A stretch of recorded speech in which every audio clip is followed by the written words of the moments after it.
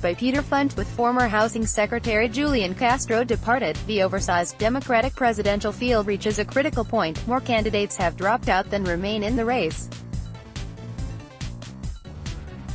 But that still leaves 14 a bulky ballot as the marathon moves closer to actual primaries and caucuses beginning next month.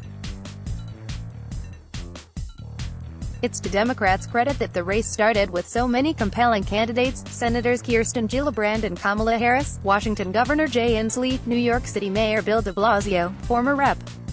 Beto O'Rourke, and Castro, to name just a few notable dropouts. Thinning the field is essential, of course.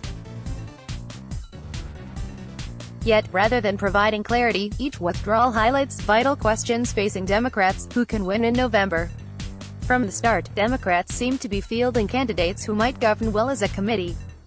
The progressive left is well represented by Senators Elizabeth Warren and Bernie Sanders. The center of the liberal spectrum has former Vice President Joe Biden, Senators Amy Klobuchar and Cory Booker, plus former South Bend, Indiana, Mayor Pete Buttigieg.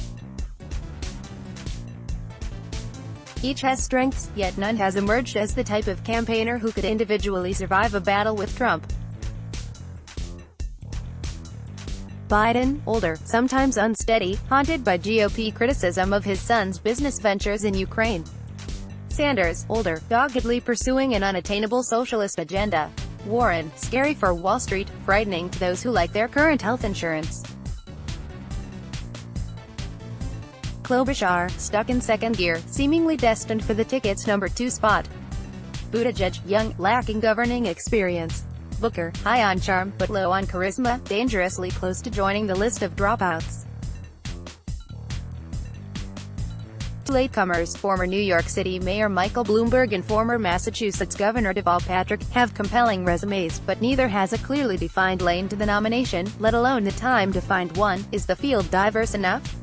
With the departure of Castro, who is Latino, and Harris, who is Black, complaints are mounting that what began as a richly diverse roster is devolving toward a more predictable group of white candidates. Castro did the party no favor by criticizing the DNC's debate rules, suggesting they discriminated against candidates of color. The process isn't perfect, but its main fault isn't about race, it's that it rewards fundraising, allowing candidates like Bloomberg and businessman Tom Steyer to buy their way into a more favorable position. It should be noted that poorer people understandably don't contribute as much to campaigns as wealthier people do, and to some extent that can result in a bias against candidates of color. What if the early states split? Buttigieg could easily win in Iowa, Sanders in New Hampshire and Biden in South Carolina. Nevada also seems headed Biden's way, but if he slips, Warren could be the winner there. Then what? That guarantees at least 4 Democrats remaining in the race, and probably 3 or 4 other contenders, until Super Tuesday, March 3rd. The largest prize that day, California, is virtually deadlocked in early polling, with Biden, Sanders and Warren at the top. It's possible that no one will emerge from the primary voting with a lock on the nomination, bringing us to the convention in Milwaukee, beginning July 13. This year rules have been changed to curb the power of so-called superdelegates, those delegates not selected via the primary process. Their role at Democratic nominating conventions has long confused many voters and angered several candidates, such as Bernie Sanders, whose candidacy in 2016 was made more difficult by Hillary Clinton's command of superdelegates. This year, 3,836 pledged delegates will vote on the first ballot, with 758 automatic, or superdelegates voting only on second ballots and beyond.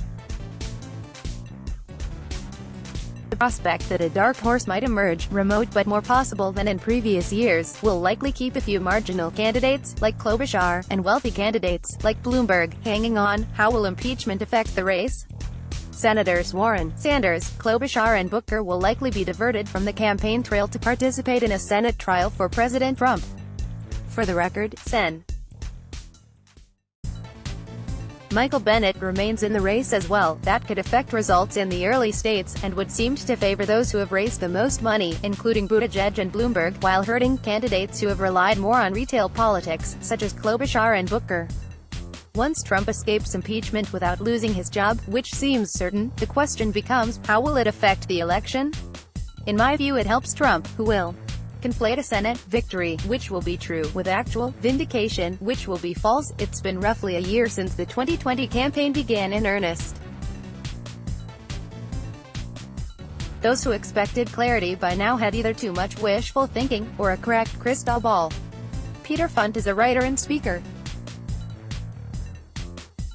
He is the author of Cautiously Optimistic. His commentary was distributed by Kegel Cartoons Inc.